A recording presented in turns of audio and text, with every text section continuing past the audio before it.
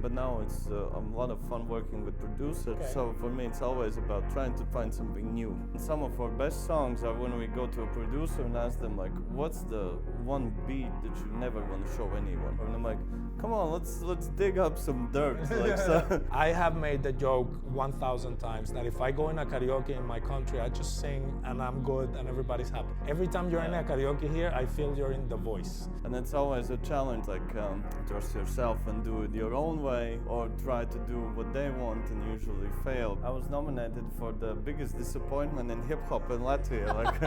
Like a blogger, he made a Twitter survey like, who do you think is the worst? And I won.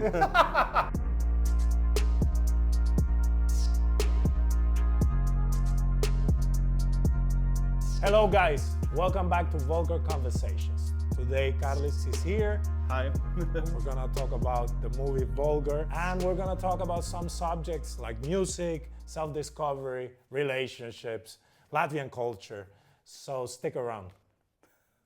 So formally, thank you for coming in, man. It means a lot. Thank you for having me. Yeah. What have you been doing? Oh, what I've been doing? Quite a lot actually. Okay. Like, I have my day job at advertising, doing strategy, but meanwhile, during the weekends when everyone's resting, me and the band, Singapuras Satīns, we've been touring quite a lot. And on 11th of October, we'll have our, basically, we started this like a trend or something which is very typical for us, where we launch an album and after a year we launch like a deluxe version, because usually all the like foreign artists, they just do it like after 3 or 4 days, like here's the deluxe. Okay. But for us it's like you just have the album, then you feel like, oh, maybe something's missing, like maybe we should add this. Okay. So But the deluxe is because you release unreleased tracks, or you unreleased tracks, Okay. something adds on, so it becomes like a fuller album. So, for example, you go back to a song that you already did and you remake things? No, we don't go there. Okay. We don't go Kanye on this. How many times have you done this deluxe? I think this is gonna be the second time. Oh, wow. Yeah. So we had Stonks and we had Lox's Stonks. Okay. And now we'll have, we had album Super or Super. Okay, Now we'll okay. have Super Duper.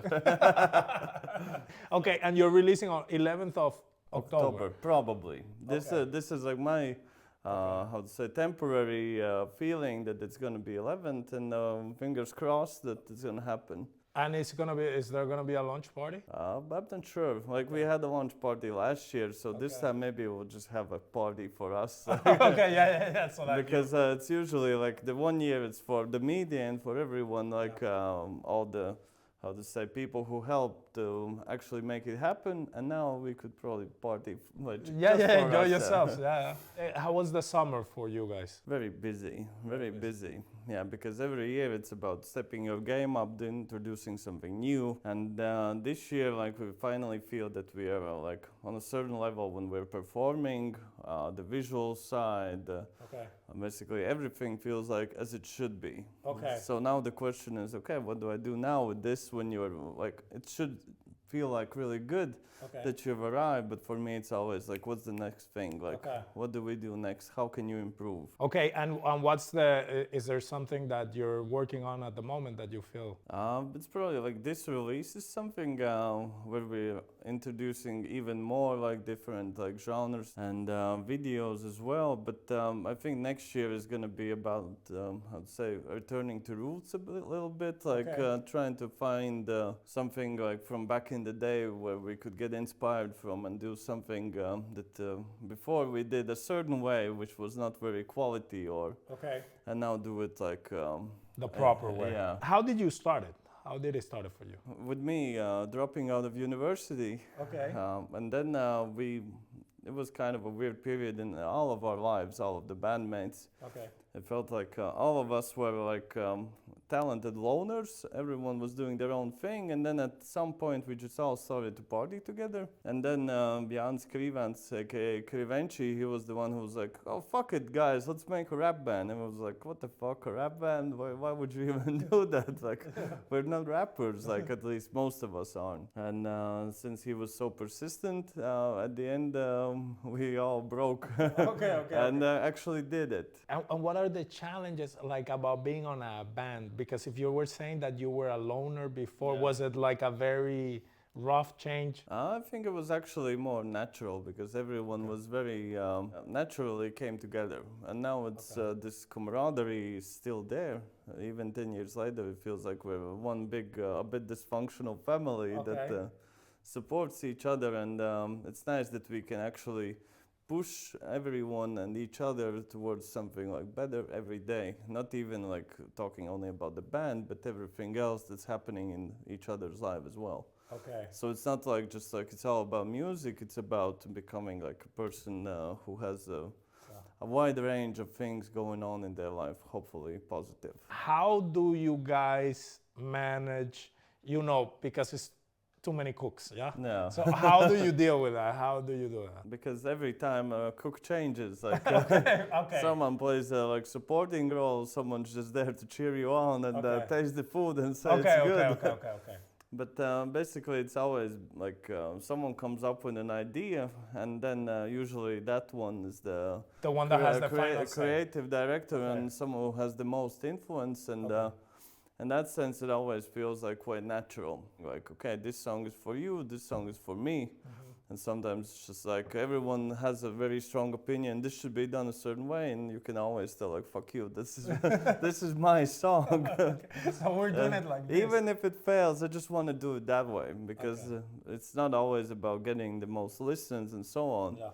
It's about having fun. Of course, there are some times where you like can convince someone like this is like a place where you should really be, like you fit so well here. Yeah. You can try that, but it's not always like something that you do forcefully. Like if you can convince someone, sure, but it's similar with features as well. Like trying to get a feature from outside of the band, like convincing them that this song is going to work out. Yeah. It's not always easy, and that's a very tough process sometimes because you have like a certain vision, like this person, this is like the perfect candidate for this song, and then they're just like, no, and no, I hate this. Well, that happened to me with this movie. Like I had a girl that I wanted to do the main song because I had worked with her, and she was like, "Nah, I'm not feeling it," and I was like. And I was so sure that she would say yes, but I get it. You have to feel it because doing something for doing it. If you really are not into it, it just doesn't feel the right way. And trust me, it's even worse if you would like the lady had agreed, and then you shoot the movie and you look at it and it's like, oh shit, I hate this, because I've had that happen as well. Like where you have this like collaboration and you just listen and you're like. Well, I made a fucking mistake. Or you had a different version and you picked this one and now you're like, oh. But at some point you just have to live with all of these decisions and it's fine. And trust the process. And I also believe that certain things grow with time. That a little bit in time, you need a little bit of perspective to see it, and then you're like, it's not that bad. But basically, what was previously made always feels like shit to me. Like I listen to most of the songs which I did back then, and I'm like, oh my god, what was I thinking? And I feel like that's how you know that you're actually growing. Because if everything felt perfect back then and you're not making anything, like any progress, maybe something's not right. For sure. Like, for example, in 10 years, you still hate what you used to do. But like at year 15, you start to like, oh, but it wasn't that bad. Like I go through processes. Like recently, I saw a music video that I did in Venezuela a million years ago that it really picked up my career. I cannot see the video because I had one problem with that video. That is when I render it, I kept the audio track and I render it with the double track, and every time I hear it online, the audio, so I cannot hear it, But I was like, okay, let me passed by that, and I was seeing it. I'm like, but this video is actually good. I was very impressed. But this came after 10 years of really hating it, of like, this is the worst of the worst of the worst. One question, when it comes to like writing and the stuff that you do, how do you get into that? What moves you? How's your process? It's very different for each song, because there are songs where you can write it in like 10 minutes. It's like done, and I have nothing to add, and it's just perfect. A lot of times it's either something where you just have to write the first line. Okay. I think for me it's always just one line. The one line has to be like really good, and then the whole song just makes sense. And it's not even probably the line which you might keep it a certain way, but it's just like, once you have the idea of what you're gonna write, then it comes easily. I think I'm contemplating always about, should I even write this? And if I decide like, okay, I have something to say, then it becomes much easier. Because especially the older songs, there were many times where people forced me, like they were, just write something, and then you do it, and then you listen to it after not even 5 years, and you're like, oh my God, why would I even agree to this? And that's the most awful part, because it shouldn't be forced. It should come naturally, and it should be fun. And oftentimes, especially if you want to reach like a certain level, or where you are at a level where you might soon make it, and people start pushing their ideas on you, how it should be made. It's usually like a part where it might not go that well. When you say one line, is it a hook or just an idea? I think it's more about an idea. An idea in general. Yeah, because hooks, sometimes it starts with a hook, sometimes it starts with the bar. But you need to have like one idea, at least something that you really want to say. And how do you enjoy the process of writing? Is it something that you really like, or how do you feel about it? I really liked back in the day, just before my band even was created, I really listened to a lot of Arctic Monkeys, Alex Turner. And I always really enjoyed that he was like a person who's just watching things from afar, like, I don't know, something's happening in the club, something's going on in the bar, and for me, it's the songs which I enjoy the most are like short stories, like, I don't know, is it a breakup, hookup, or whatever. And too bad you don't understand Latvian. I think you would see that we have quite a... things in common. Yeah, some things in common. Nice. But oftentimes it is like a story, even something you don't experience yourself, but it feels like something you've heard from someone or you've seen somewhere. And you feel like this should be told. And the toughest part is making it in a story that people actually can relate to and care about, because it's very easy to become very like self-obsessed or too practical or too technical, and then the idea or the one line which you want to say, it just gets lost in the translation. And to pick the music, how do you work on a beat already, or you write the lines and then you go and find a beat? Oftentimes now we do it that we start with a beat, but previously it always started with a line, like where I was just writing, and I'm like, what could be like the perfect match for this, and just go into like, I don't know, YouTube, whatever, looking for references, and then going and making it. But these days it's oftentimes like I've written some, like, I don't know, bars or some ideas what could possibly be evolving into a song, but now it's a lot of fun working with producers and looking for genres which I haven't really done before. So for me it's always about trying to find something new. Because oftentimes, like, even for producers, they like working with a certain like style, and some of our best songs are when we go to a producer and ask them like, what's the one beat that you never want to show anyone? And they're like, no one's really asking me that before. And I'm like, come on, let's dig up some dirt, like something that you trashed, and this is never gonna work out. And some of our best songs are like, where they show us the beat, and I'm like, oh shit, like this is the perfect thing for our idea. And that's a thing that one of the creative directors I've worked before, who said that like, never trash an idea, because someone else might pick it up, evolve it, and do it into something more. Because collaboration that's where the most creative things happen. Of course, you can be a visionary with a certain style, but that's not the only way how you can do it. You can always find some other people whom you tell the idea, they bring it back to you, and then it just like snowballs around into something bigger. Just like our band essentially was also made. Like a person said the idea, and it was just been like bouncing around all these people until it evolved into where we are now. Yeah. Damn, that's I force myself. I need to finish. I go like this, and if I have something that I like, I'm just gonna die in the chair until I make it happen. Yeah, like I'm like, okay, all the verses are trash and this, but I love this melody here. I gotta make this happen. But no, but I also feel that I put myself, I'm very aware of, I have this amount of time to make something. Because I'm not gonna try to, my main thing is not music, so to be fair. So I'm like, I knew I had enough time to make the songs for the movie, so I felt comfortable doing it. It still was kind of a challenge because I had never written something. I normally have an idea and I just go and make the song. This time I needed something that would fit in a place. A specific brief, So it was like, okay, what hook can it come here? I kind of knew the hook, that helped. And then I had another song that fit in the movie, so I put it in the movie.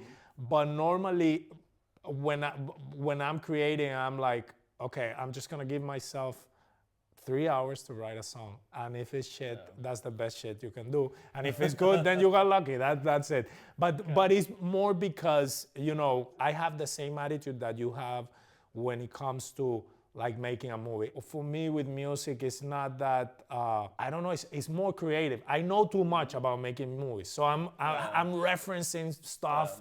I'm like, music is how I feel it. Oh, I feel this way, I'm gonna do it this way. And I'm just concentrating in how I feel way more than with a camera. With a camera, I'm like, oh, the shot needs to be cool. She needs to look gorgeous. Like the cinematography needs to be punchy, whatever it is, So, and I don't want to learn too much about music because I really enjoy the process. I get lost making music alone in a room just because of how much fun I'm having. But it works as well. Like at least you know what you're actually in it for. Yeah. Because for a lot of people, like you're writing that I want to become like famous and I want to be that, and that's usually when it doesn't really happen. You should have fun. For because sure. people can really feel like when it's authentic, when it's like, I don't know, is it too heartache? Is it too fun? Is it a too party? Because all of these things, as you said, it's like about feeling it. If it's not felt, then what even is it? It's like stock music.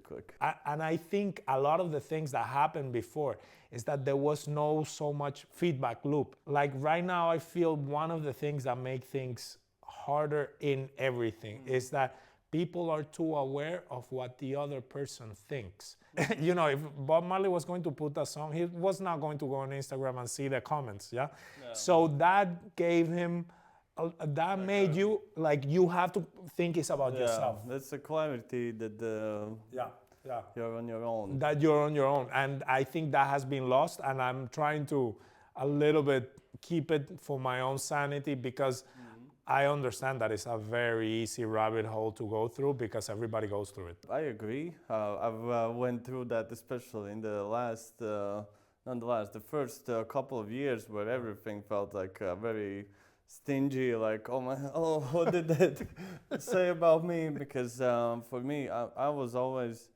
the guy who was doing something different than everyone was expecting from the band.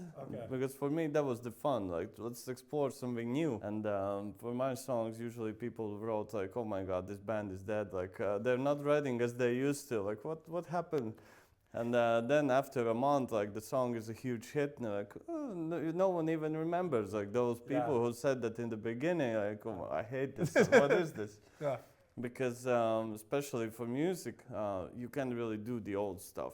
Because if you write it like, I don't know, the same genres, same bars, etc., or something similar, it's not what people are actually asking for. They're asking for the old emotions. Like, I don't know, you were listening to this song when you had your first road trip with your friends across Europe, I don't know, had sex for the first time, listening to this song on the radio. That's the feeling you want. You don't really want the same bars, same genre. Yeah, for sure. And it's always a challenge about like trust yourself and do it your own way.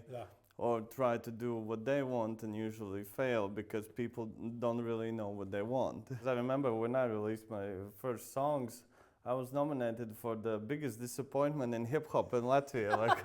Like a blogger, he told made a Twitter survey like, who do you think is the worst debut in hip hop this year? And I won. and then the question is like, what do you do with that?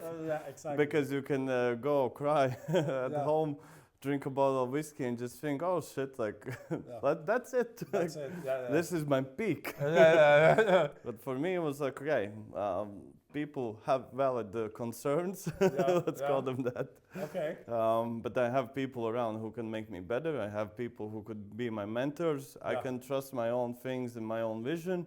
Maybe it's gonna work out, and then either it works out, or you're that one dumbass who everyone says like, maybe it's like 15 years, like maybe you should just give it up. Stop. But if it's fun for you, then why should you stop? Then it's a hobby. But if you make it, then it's a career. So either way, you can always improve, always try something new and have fun. I have another topic that is music related that I'm very fond of. I think very highly, but I know that you're Latvian. And what do you mean? No, that I feel this. Like, I feel Latvians are very musically oriented in general. Like, I have made the joke 1,000 times that if I go in a karaoke in my country, I just sing and I'm good and everybody's happy. Every time you're in a karaoke here, I feel you're in The Voice. Like there's a bunch of people that sing. Everybody's rehearsing for the karaoke. I'm like, what is this? Like, it's supposed to be a karaoke. We're supposed to be doing it wrong. It's like, I remember one day, one girl, like we went to a karaoke and she's telling me, oh, this song, I love how you sing. This other one, it wasn't that good. I'm like, you know we are in the karaoke, yes? Like we are been drinking. This is supposed to be fun. Get in there, sing your shitty song, have fun. But Latvians take music very seriously. Yes, we do. So, especially singing, not music, like because we're like the singing nation. Okay. So singing is the part. It's like the part. Playing instruments, no, fuck that. Okay. But if it's singing. Okay. It's very. Yeah. In my country, I used to be roommate with one of the biggest artists of my country. Yeah, and so I know how much he sings, and I love the guy, but I've seen better singers, let's put it that way. I would get into a lot of conversations here in Latvia about auto-tune, So in Latin America, we all use it, like no cap, no shame, no, absolutely no shame. And it has become part of the style, the culture of the style. But even I remember being in a recording session with a big artist that he sang very, very good. And he would say, put the auto-tune like this, just to make it sound like auto-tuning because he liked the sound. Exactly, So he would use it. How is that here in Latvia? What are your thoughts on auto-tune and all that big thing? Because it has been for me a fight in Latvia about that. Now, like, it's a similar process, I think, for us as well. Okay. Because when we started doing it was the same, similar to how it was in the USA. Everyone was like, what the fuck is this? Why are you even doing it? Can't you sing? But I really like the sound. And sometimes it makes like certain voices sound much better. For some voices, it just doesn't fit at all. You sound like, But I think it's similar to an instrument, like it's a tool. Like you can use a tool to make something good, or you can just use a tool, I don't know, take a screwdriver and just like punch stuff, and then why are you even doing it? So for every tool and every instrument, there's a place, and it's just an instrument. Like have fun with it if you like it. But did you get a lot of pushback at the beginning when you? Yeah, I was like, oh. Look at the robot sounds. What even is that? Learn to sing. And now, like for the last couple of years, I've been taking like singing lessons. Like I can sing, not like a karaoke level, but karaoke like A level. But I'm a C plus singer at least. Okay. Karaoke standards. Okay. So and that's good enough for me because I think it's more about also like the persona you are. Yeah. Like how you can involve the people who come visit your shows and how you can write a song, because we have tons of cover bands and great singers, but if you want to become like a really, really good singer, then you have to put something from yourself out there as well. Yeah. So for us, it's a mentality thing which we have to overcome. I'm still fighting with this because sometimes I'm like, I know better than everyone else and I know that you're shit. Yeah. But at the end of the day, if we don't collaborate, then we can't make you can't really make a movie just on your own. For sure. You can't make a great album on your own. Like you need all these people, and the bigger you want to be, the more people you're gonna have to attract. Yeah. And lead and collaborate with. So in that sense, it's like a very integral part of an artist's journey, I think, unless you're like a painter. Like. What do you think about, like, I think one of the challenging things is that everything that is done in Latvian goes to the radio. Nothing that is done in English goes to the radio by locals, yeah? And that, I think it puts a cap on the locals to be able to. I think just anything done by Latvians, unless it's done by people who radio people really like, gets to the radio. It's like, it's a very relationship-built business. Because, for example, in Estonia and Lithuania, it's like they really care about the young generation and they want the young artists to pop up and have good careers. Yeah. But still, I think in Latvia there's a bit of a protectionist like politics going on. Like, and I have my artist and your artist, he's a competitor. Like, so he's not going to be played on my station. Oh wow! Yeah, do it your own way. Okay. And for us, it's always been a bit of a struggle because we made it our own way, like digital. Marketing, because that's also like your thing, and we basically circumvented the traditional way how you can get famous in Latvia. Okay. So we did it our own way, and for a lot of people for quite some time I felt like they really hated us for that because we didn't ask for their respect and their approval, and we just like, okay, now we're superstars. That's kind of, because I do feel that music here is good. I feel people here are talented in music, like to be, and singers, all of this that I say about the singer is like, I'm shocked about how much people sing here. It's just crazy how good they are. And I think if somehow locally, there would be more support, it would be easier to make it outside. Exactly, yeah. That's what I mentioned before about the DNA, that it's like, my house is here, your house is over there, like, fuck your house. Yeah. And that's it, and unless we really start collaborating and like, let's help each other out and let's do something together, so we both of us are actually winners. Yeah. Until that happens, I think it's going to be a very tough fight. Yeah. Like culturally, it's a cultural thing for me. Yeah, hopefully something twists. Like I don't even know. It's a new generation, because I see, like, especially for example in hip hop game, like the community is so strong. Like everyone is supporting each other, going to gigs, collaborating and so on. And then you see, like, I don't know, rock. Everyone's like. Other rock artists, like, never in my life I want to be in one room with them. But hip-hop artists, like, they always go to, like, similar places, like, they always have, like, even if they play something completely different, they still respect each other, and in that sense, it gives me hope that sometime in the future, the young generation is just going to take over the radio and the rest of the media, and we'll have, like, a proper party. I'm walking through the park, and I'm not listening to anything Latvian. And I'm like, if this would be Venezuela, this would be packed with reggaeton and only local Latin American music. I'm never gonna hear any American, ever. Like, I have to like American music, but it's always the Latin American music what is being blasted on the radio.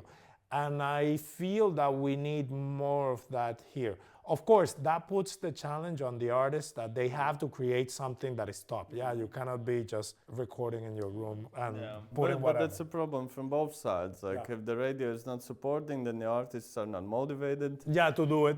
Yeah. And then it's just like a fight from both sides, like a self-fulfilling prophecy. Like Yeah. Well, hopefully, I'm with you in that things open up and things can move.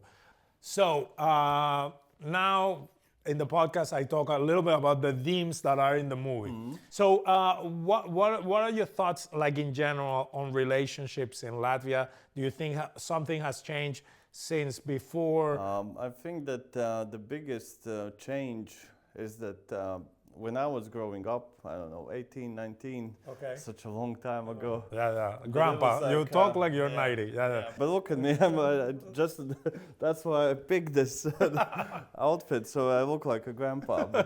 But when I was growing up, like everyone was always meeting at bars and going out and to dates and so on. And now it always feels like so shallow. I remember when I was after my previous relationship, I made a conscious decision. I don't want to do no online dating, no nothing like that. If I meet someone, I want this to be like an organic thing, where you meet the person in real life and then you like talk with them, and then I see all of my friends and all of the other relationships, and they're like, I'm like this one exception. I was like, what? You met at a bar? Like, are you a weirdo? Like, how drunk were you?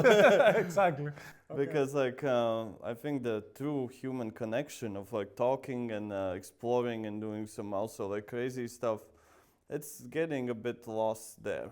Like it's becoming very safe. People are like sitting at home, especially after COVID, like just like, oh, do we really want to go out? And it's also as an artist, you see less clubs being open, less bars, and I think now it's picking back up again. But it's like very sad, especially for me as an artist, to see like that this cultural thing which we had, it's like a bit disappearing. Lost. Yeah, I never could do Tinder. I tried.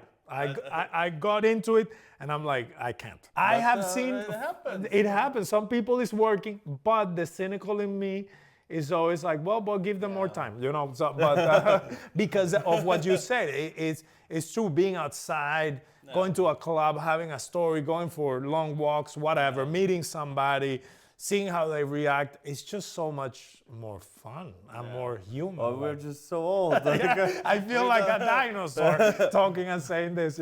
Going for walks like we're back in my day. It was so different. Like these young people, I don't know what they're missing. Yeah, it's true. No, I like normal, regular connection, talking to people, stuff. I'm not too much into what's happening on the cyberspace. But at the same time, I think I've always been a bit of an old soul. So for me, it was like, do I really want to like break my, personality and become something I don't really want to? But I decided like, no, I'm just going to take my time and see how it all works out. Because I still believe that that's something where I think after like 10 or 20 years, some people are already mentioning it as a quote that will look at social media as smoking, like that it should be like regulated. You cannot do it every day. Yeah. Do you feel like the kind of like the dream of the happily ever after marriage has kind of disappeared? Not really. I think there are certain requirements that have to be there because. Like both people actually need to want this kind of a relationship, because especially in Latvia, I think a lot of guys, girls, they've been raised by single parents, so they're always like, okay, my parent was one and single, and they did everything on their own, and like fuck women, fuck men, and etc. And so for them, it's like not even a possibility in their mind that there is this like happy family model, only the one which you see, I don't know, in American movies. But like a traditional Latvian family, a healthy Latvian family that's like keeping up with the times, but still keeps the family close, it's a very, very rare thing, which I know only a couple of families who are like that. So if you don't have like the prerequisites and the traditions and so on, how you can really make like this like strong family that's always together. I think that's very, very hard.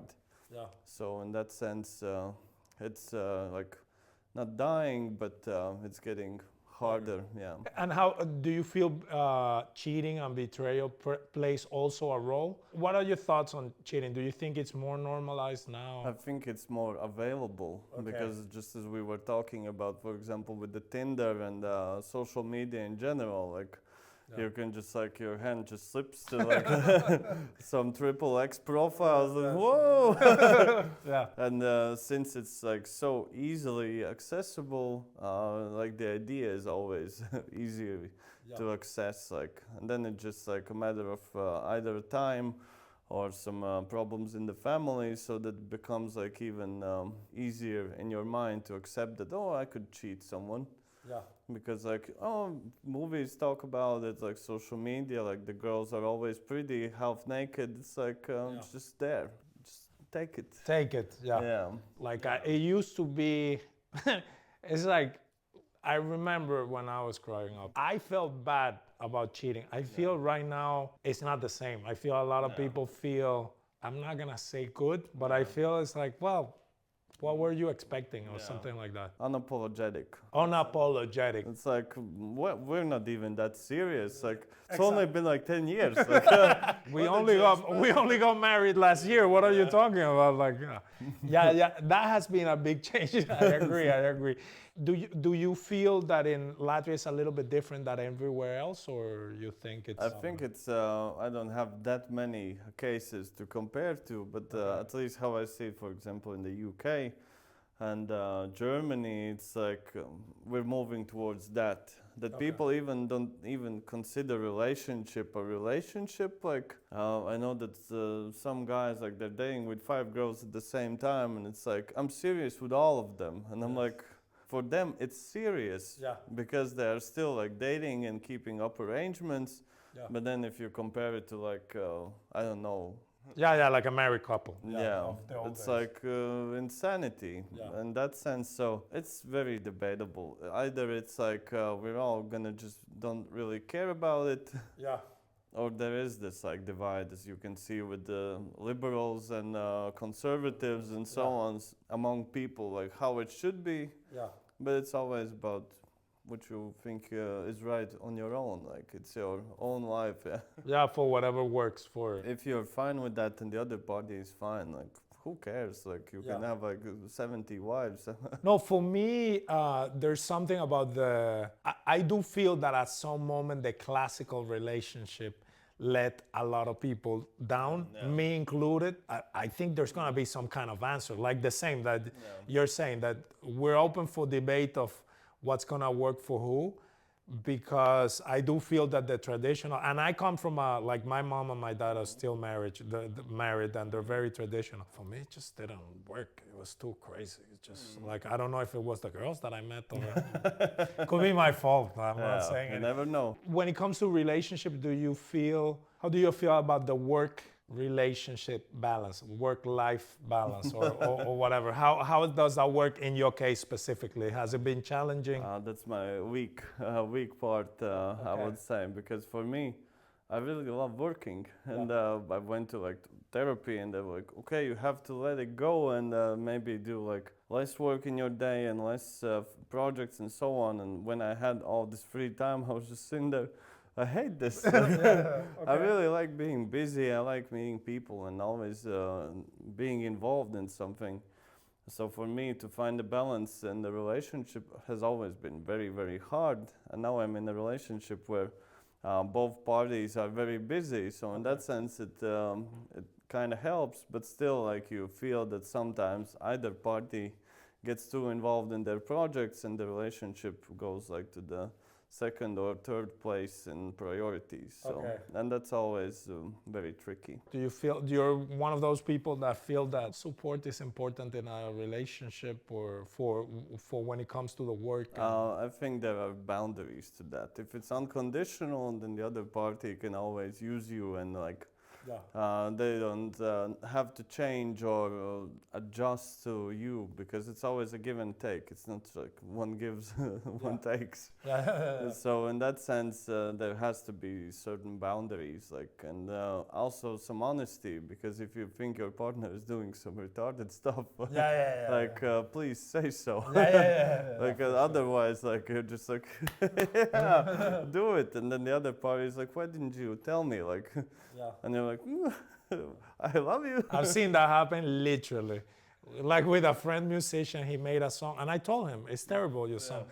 And his girlfriend told him, oh, I love it, and whatever. And then when it went bad, he was like, but why didn't you say? I just couldn't, I love you too much. I just couldn't tell you. I'm like, no, brother. Like, no, that doesn't really work that no, way. it doesn't work that way. It hits harder. Do you have any tips, like panning a little bit to a different kind of idea? Self-discovery. What are your tips? What's your process? For me, up until a certain age, I think it was, I don't know, 21, 22, 23, something like that. For me, it was always about just trying different things. Like, you don't really know why you're doing that. But it was just like, have fun, do something that you don't really feel comfortable with, just to see like different personalities and sides of you. And then at some point, you just have to figure out what you kind of like. What are you good at? What you want to do for your like soul and your hobbies and so on. And then once you have this certain like selection of skills, then it just makes it much easier to improve, because you have set your priorities straight. If you don't really know why are you doing something, then it's kind of hard to improve, because it's just like no clear, how to say, a goal or a perspective where you really want to go with this. Like, I don't know, if you want to become a great musician, like, of course, you can write good songs, but then maybe no one really knows about you. Then learn how to actually get to the people, how to make yourself be heard and seen. If you know how to do that, then maybe you're performing now, Like, you want to be a better performer, get more people to your shows. So for me, it's always been about a bit of an analysis and a bit about ambition, and then it just becomes very clear what do you need to do. But it sounds much easier when I say it than it is in reality, because usually, like, especially when you're really involved into something, you just miss these things. That's why it's good to have people from around you that can say to you even the tough things. And in my social circle, I'm blessed with both people who love me unconditionally and just like clapping about everything I do. And then there are people who might be too tough on me, and they're like, okay, everything you do is like, what the fuck? I'll never do it like that. And then you just have to find this balance in yourself where you can hear like, this makes sense and this is too much. And then trust yourself. And do you keep like circles of people for certain things that you have? Like, for example, do you have like a group of singers that you share your singing stories or journey, that you hear them? I think I've always had very weird friend circles. Like, I recently moved into a new apartment and I threw a party, and I was like, just, when all of the people came there, I'm like, it looks like random people met at the bar.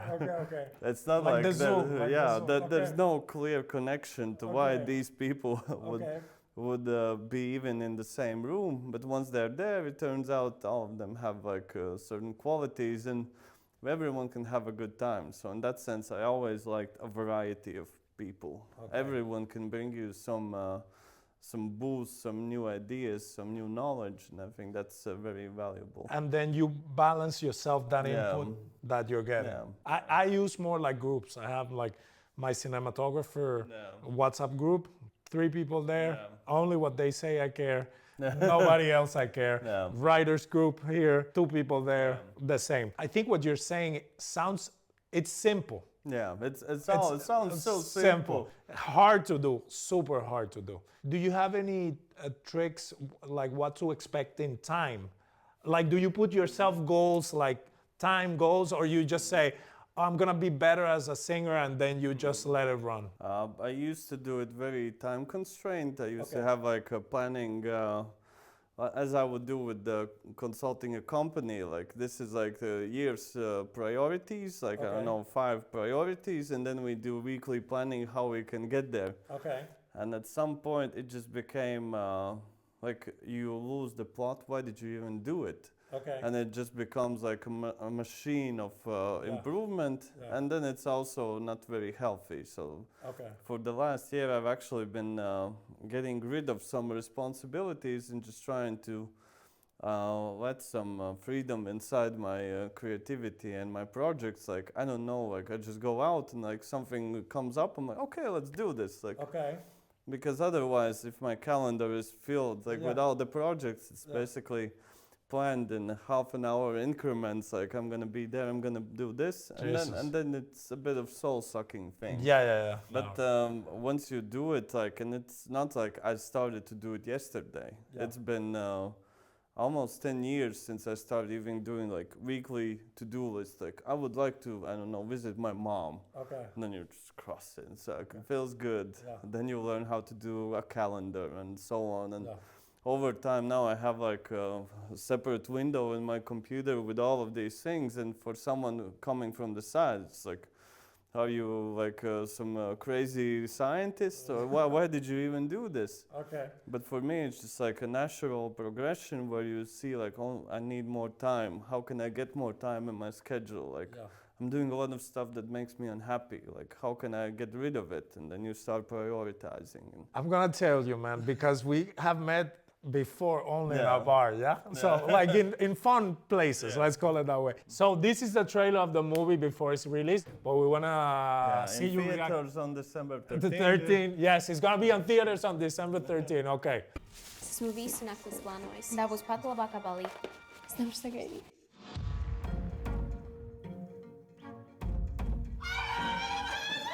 Oh, I'm sorry. I thought he was coming in tomorrow. I'm Simon. You know, it's not appropriate for a married woman to hang out with other men. I would never go out with you. It's proven that human beings are not supposed to consume dairy. If you would taste it, you'd know that's not true. The more you deny the sure I'll be just like me. The more you deny the sure I'll be just like me. Are you having an orgasm already? The real question is, do you love dairies? Of course I do. Well, then that's it. Yes, I'm vulgar for sure. Nice. I want to see it. Okay, good. December 13th. Tu neesi aizmirsus man kaut ko pastāstīt?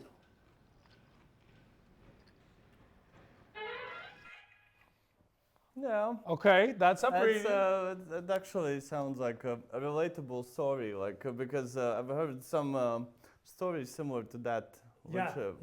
So it's an authentic story, which I like. To be fair, it's something loosely based in my life. There were, you know, it's not one, I took from different cases and just because, you know, to make more drama. But yeah, I can't wait, man. It's December 13th is gonna be the premiere, and I just can't wait. Because at the end of the day, I know the same as you. We do this just for the people. Exactly. So at the end of the day, anything, all the work is just to see how many people comes to the cinema. So yeah, thank you one more time, man, for coming. Thank you for having me. And yeah, see you next. Final stretch.